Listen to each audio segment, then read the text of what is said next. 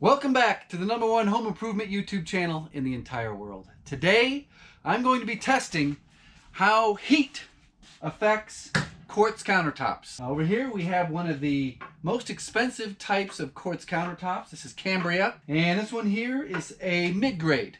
Not the bottom and not the top, which would be Cambria. This is kind of an upper middle class countertop. I will try to figure out what this exact brand is, and I will put it in the description below or a pinned comment. This piece came from the massive kitchen remodel, the infamous massive kitchen reno. So this is the piece that was cut out for the cooktop. Just a quick note, we will be getting back some video. I've got a little bit of video. I thought I had more, but I only got some. And it revolves around this countertop and the disastrous situation that happened. This is one of two seams that was in the top, and I had to have them come take it out. I said, this is unacceptable. Get it out. They rebuilt it, came back, and we've got acceptable seams now. That's pretty much what I have on video, is the countertop process. The installation, the removal, the reinstallation, my experience with that contractor, how they handled it. Don't want to bore you with that. That'll be in a future massive kitchen reno update video. So you've got some nice new white quartz countertops installed in your house. And you're familiar with granite. And if you're not, I will bring you up to speed. You can put heat on granite. You can put a frying pan right down on granite and not worry about it. You can put a hot cup of coffee, you can put your food straight out of the microwave, you can put a pot of boiling water right down on granite. So what can you do here? You're afraid. You're like, oh, I gotta get pot holders and put down, towels, because you don't want to ruin this. You don't know what this can handle. So today, we're gonna start off with just a hot cup of coffee. This is not just any hot cup of coffee. It's going to be a hot cup of coffee that you just reheated. Oh, we're also going to discuss scratches and burns. Basically, write your name on quartz countertops with metal. You see that right there? This is something you're going to need to expect and need to know how to clean. Handyman just wrote it with the backside of my titanium multi-tool. Okay, back to your hot cup of coffee. All coffee now needs to be consumed in a very, very special mug. Your very own tool mug. Look at this beauty. You can get one of these today. There'll be a link in the description for this mug. It's got the tools on both sides. It is gorgeous. Gorgeous. Tools all the way around. This is what a man drinks his coffee out of. So this is a basic test. We're starting off small. We're going to build the fire and torches in a minute. So I just have some water in the awesome manly tool mug. I'm going to put this, this in here. We're going to make sure this is boiling. So I want this extra hot. We'll also be testing the quality of the mug. So I'm going to put this in here for, how do we do this? At cook time. 2 minutes, 30 seconds. That should get this to boil. I don't know if you can see in there.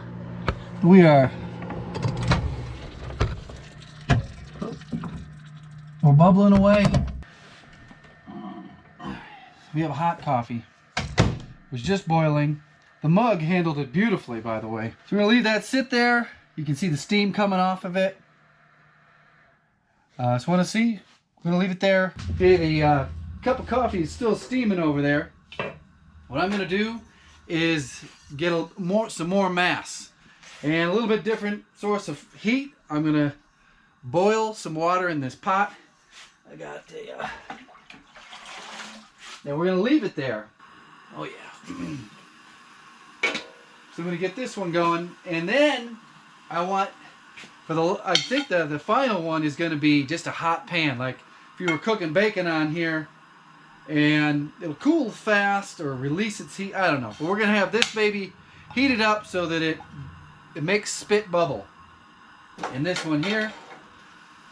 And I'm going to do this on both. We're starting with the high-end Cambria. I want to really push it to see what it takes to get a discolored mark. Maybe yellowish is what I'm guessing it'll be. Some sort of yellow mark. Okay, we are back over here. And honestly, I don't feel it. I don't even feel heat on that. Your coffee cup's going to be fine. There was no heat transfer at all onto this at all. So as you can see, there is a much larger surface area on the bottom of this pot as opposed to a coffee mug. So once this thing gets boiling, we will go just set this thing right down on there and leave it. See what happens. Just to prove this really is Cambria. There it is, Cambria White Cliff, polished 3 centimeters. Full rolling boil. Okay, here goes.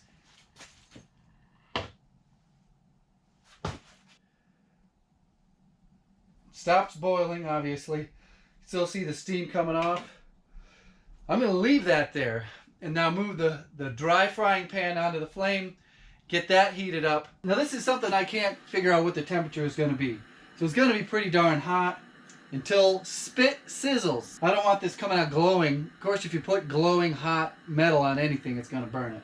So I'm just going to leave this here for about a minute and spit on it, see if it sizzles. If it is, we'll go put it over there. It's been about a minute, and I'm just trying to see if the slab's getting hot. I don't feel much heat outside on the slab. This is kind of cooled down a bit. Let's see what it is. Absolutely no discoloration. It is pretty warm, but not hot. So I'm just going to let that sit there. I honestly don't think water, boiling water, is going to get hot enough to do anything to this. How about spit hopping? You know when you spit on a fireplace, wood stove, and it goes, hops all around? We'll do that. Not quite hopping. I ran out of propane. I'll have to get another canister. That's still pretty darn hot. There is no water in here controlling this. So this is it, going right in the same spot that the boiling water was in. So we'll let this sit. Well, I go get another canister of propane and we can do the same test on your mid-grade quartz. Okay, this will be a really good test. Oh, man. Right here. It's warm. It's getting pretty hot. It did retain quite a bit of heat there. Yeah, I would not be able to hold my hand down on there without burning. That got real hot. I had to go out to my camper to get a propane tank, and so this was sitting here for a good few minutes. And I can't honestly tell if there's any discoloration.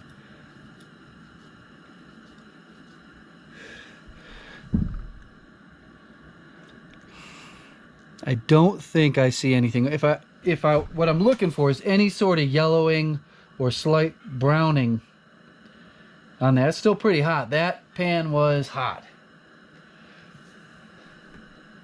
We're going on to the mid-grade quartz countertop. This is most likely what your average person is going to put into their kitchen.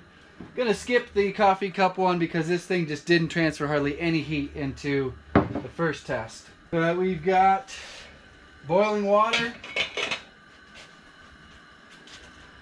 Now this one here very well could discolor. There we go. So let's sit there. Gonna get the frying pan back on the flame, get some spit sizzling. So what is a quartz countertop? It is not a solid piece of stone. It's made up of crushed quartz powder and glue, adhesive, like an epoxy. And it's put into a form.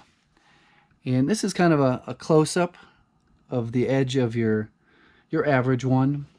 Right here is where the seam was. Look at how bad that color match is on that seam there. That is horrible. Not even close. Very wide and very discolored. Coming over here to the Cambria. This is an actual cracked edge, so it's a non-cut edge. Kind of get a better idea. It just turns into a powder when you cut it. It's very dusty. Now even if these tests come back that the boiling pot doesn't turn it yellow or brown. The frying pan doesn't turn it yellow or brown. It is kind of unnerving putting something like just a pot on such a perfectly white piece of countertop. I don't know if I would do it, even though I think the tests are going to come back that it can handle your regular, your regular cooking situations where you're going to put down a hot pan. There are more that I could do, like a glass, I don't know, what do you cook? Like a lasagna plate. Say you pull your lasagna out. It's been baking. It's going to be in the 350-degree range, I think. I don't cook at all. Bigger than this pot. I think it would be okay for a minute or two.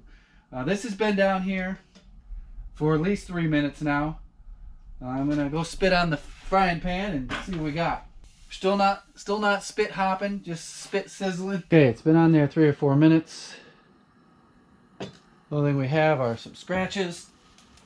And a lot of these scratches do buff out. I may do a video in the future on how to buff all these scratches that you will get no matter what off of your countertop.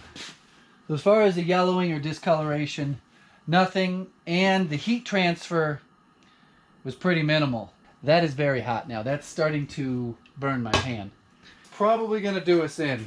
It's probably going to ruin this piece here, but it's all for YouTube, right? Just going to let it sit.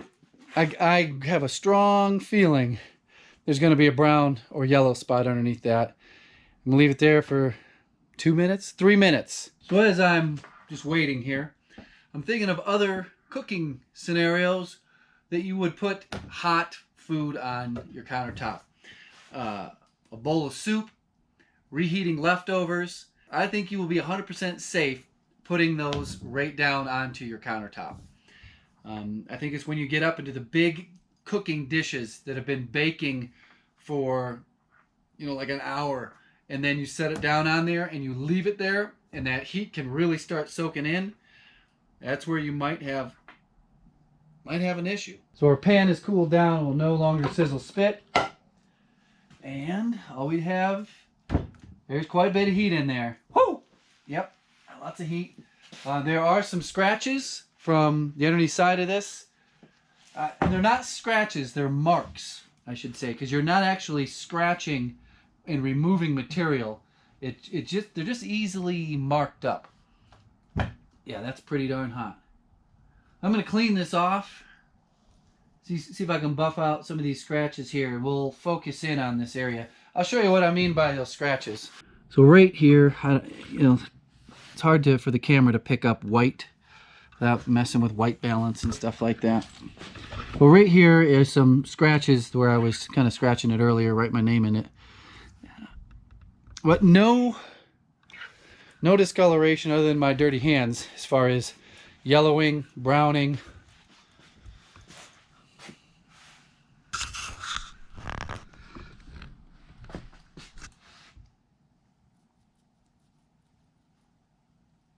Alright, well, that's the end of this video.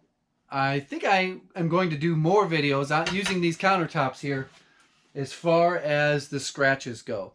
Those of you who are in the business know that porcelain, like sinks and these tops, it's what you can almost draw on them like you would be drawing with a pencil on them because they can mark up so easy. Aluminum will put a burn on it. So say you had like an aluminum belt buckle and you lean up against your countertop and it just brushes across it. It's kind of like drawing with a pencil on there. So removing those burn marks and those other countertop marks, I think I'm going to do a video on that. Test out a few different products, test out what most people normally have in their house, what's not recommended by the manufacturers. Then I'm going to take it even further and see what it takes to actually scratch it by actually removing material. As contractors, we always know, don't put your tools on the countertops. Don't put your tools on the countertop.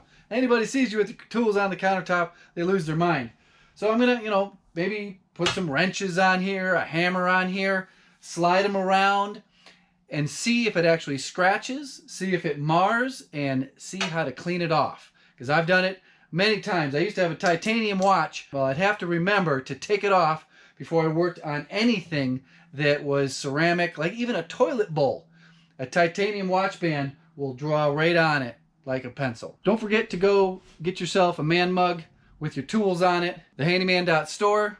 It'll be linked all over the place. You will not be able to miss it. I got some more designs coming out, but I'm refining them. Refining my designs. They're made by me. That's it. Goodbye.